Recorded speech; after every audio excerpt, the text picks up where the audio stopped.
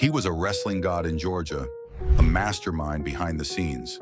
But beneath all that, Ole Anderson's success was a storm of controversy.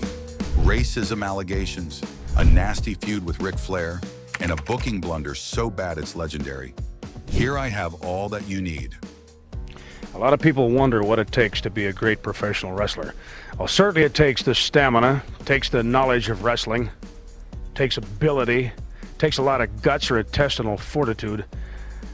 But I think something that Ole Anderson has that a lot of other people don't have is the patience.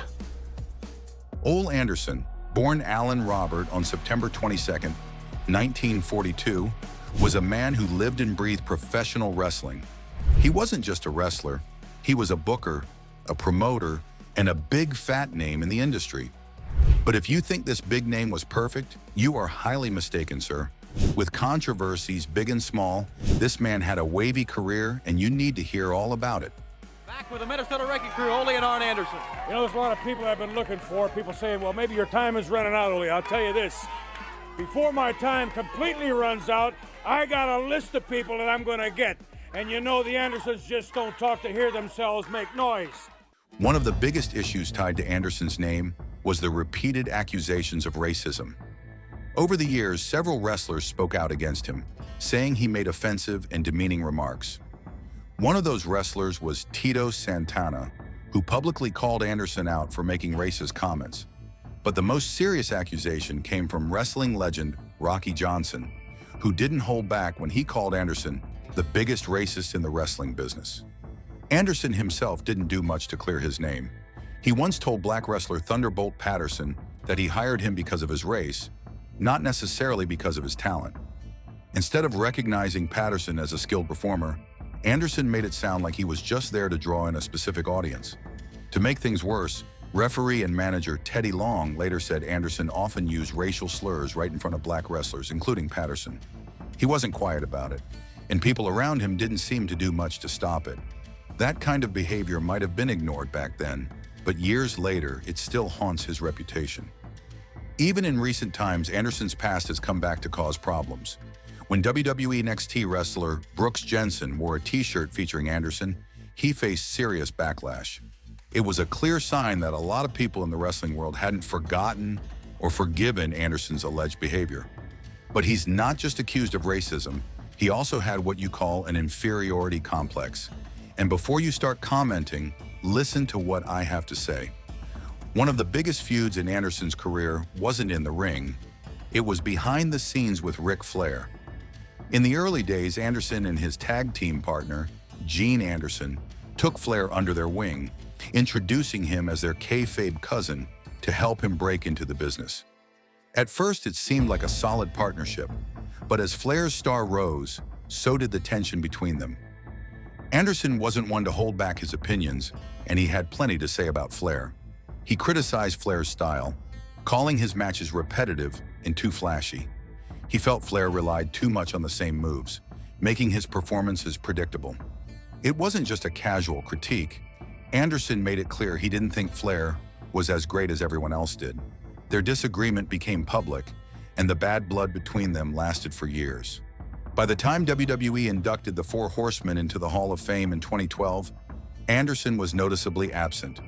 Whether he refused to be part of it or WWE didn't invite him, the message was clear. Their feud hadn't been forgotten. But after Anderson's death, something surprising happened. Flair, who had spent years being criticized by Anderson, called him a friend. Maybe time softened the resentment, or maybe Flair simply chose to focus on the good memories instead of the bad. Anderson's troubles didn't stop with personal feuds. As a booker for WCW, he had control over storylines and creative decisions, but not all of his ideas worked. One of his biggest blunders was the infamous debut of the Shockmaster. It was supposed to be an unforgettable moment, an intimidating new character bursting onto the scene. Instead, it turned into a disaster. The wrestler playing the Shockmaster, Fred Ottman, tripped over a board during his entrance, crashing through the set and falling flat on his face.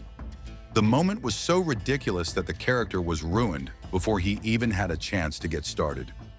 To make matters worse, Anderson was the one providing the Shockmaster's voice. tying his name even closer to the botched debut. Another booking disaster under Anderson's watch was the Black Scorpion storyline.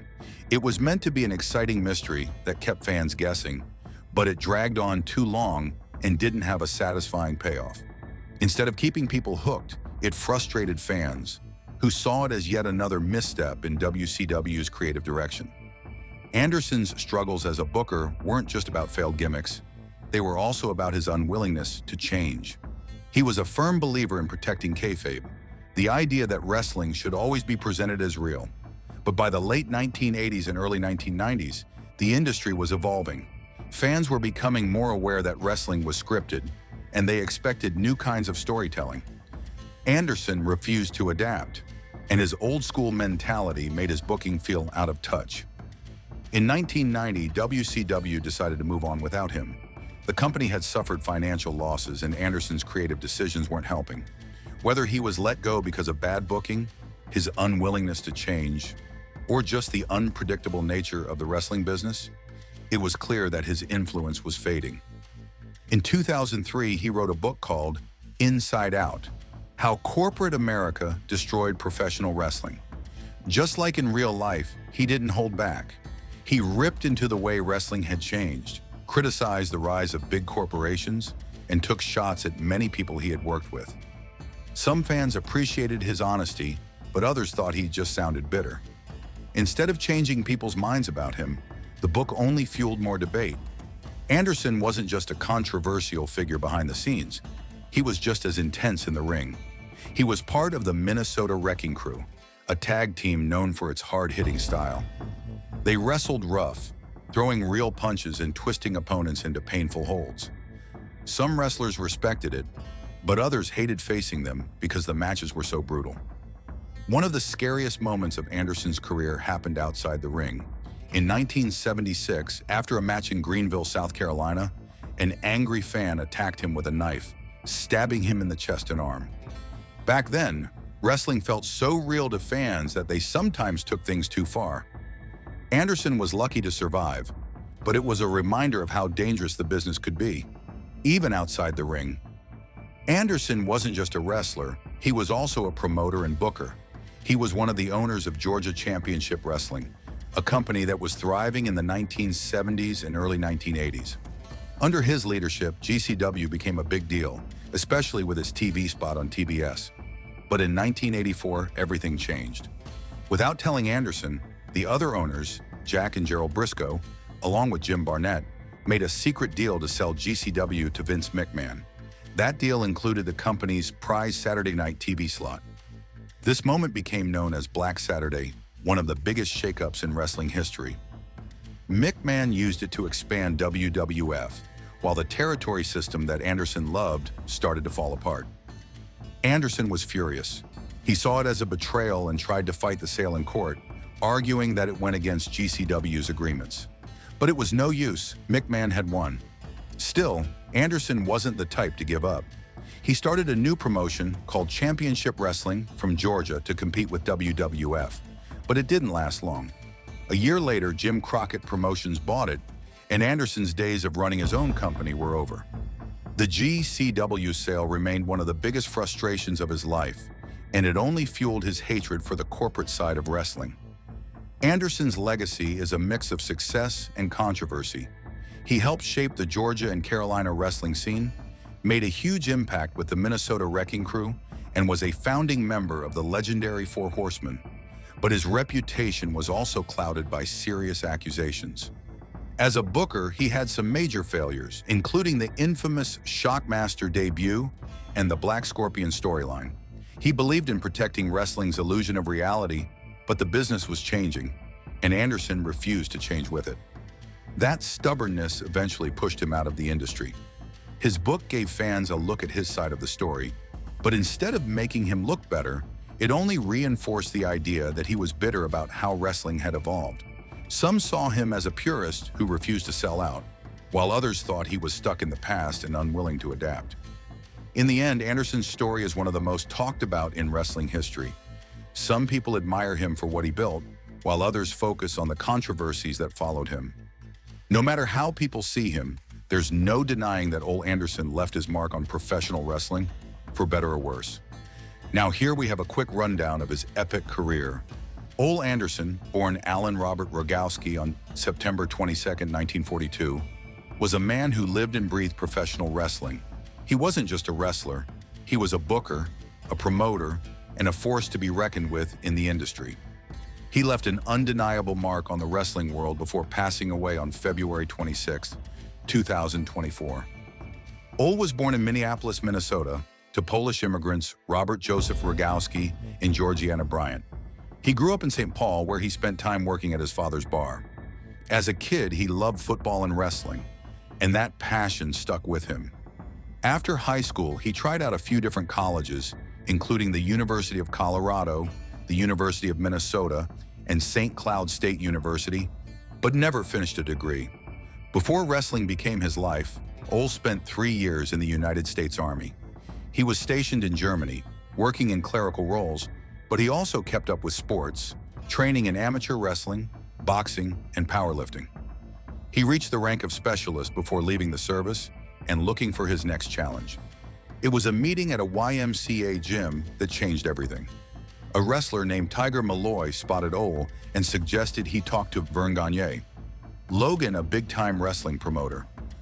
He started strong, winning match after match, but like any wrestler, he eventually had to take some losses. One of his biggest early shots came when he and mighty Igor Vodic challenged Harley Race and Larry Hennig for the American Wrestling Association World Tag Team Championship. They didn't win, but the match put him on the map. He did manage to win the American Wrestling Association Midwest Heavyweight Championship in October 1967 by defeating Bob Orton, though Orton won it back a month later. Despite the ups and downs, Ole was making serious money, around $32,000 a year, which would be close to $289,000 today. By mid-1968, he had left the American Wrestling Association and moved to Jim Crockett Promotions in the Carolinas, where he would make his biggest impact. This was where he became Ole Anderson. He teamed up with Gene Anderson to form the legendary Minnesota Wrecking Crew. They were tough, no-nonsense wrestlers, known for their hard-hitting style and their brutal arm-focused attacks. Together, they won multiple National Wrestling Alliance World Tag Team Championships and became one of the most feared teams in the business. Ole didn't stay in one place forever. He made some stops back in the American Wrestling Association and even wrestled in championship wrestling from Florida. But by 1972, he had found his true home in Jim Crockett Promotions and Georgia Championship Wrestling. He wasn't just a wrestler. He was becoming one of the most influential figures in the business. By the 1980s, Ole had taken on a new role behind the scenes. He became part owner and head booker of Georgia Championship Wrestling, meaning he was calling the shots on storylines and talent. But in 1984, Vince McMahon changed everything by buying Georgia Championship Wrestling in what became known as Black Saturday. This was a huge moment in wrestling history. McMahon took over the promotion's time slot on the Turner Broadcasting System, shaking up the industry and leaving many wrestlers, including Ole, furious. Ole wasn't interested in working for McMahon, so he started his own promotion, Championship Wrestling from Georgia. That didn't last long, though, because Jim Crockett Promotions bought his company the following year, bringing Ole back into the fold. During the mid-1980s, Ole was still an active wrestler, teaming up with Arn Anderson, not actually his real-life relative, but they played it up to form a new version of the Minnesota Wrecking Crew. But his most famous move came when he, Arn, Ric Flair, and Tully Blanchard formed the Four Horsemen. The group became one of the most dominant and legendary factions in wrestling history. They were arrogant, talented, and successful. Everything a wrestling stable should be. Even today, the Four Horsemen are referenced as the gold standard of wrestling factions. Ole also had 2 separate runs as the head booker for Jim Crockett Promotions and its successor, World Championship Wrestling. He even ran the World Championship Wrestling power plant, training the next generation of wrestlers. But by 1990, he stepped away from wrestling in the ring, and by 1994, he left the business altogether. Ole was never the easiest guy to work with. He was tough, blunt, and didn't sugarcoat things. Some wrestlers loved him, others couldn't stand him. But there was no denying that he knew wrestling inside and out.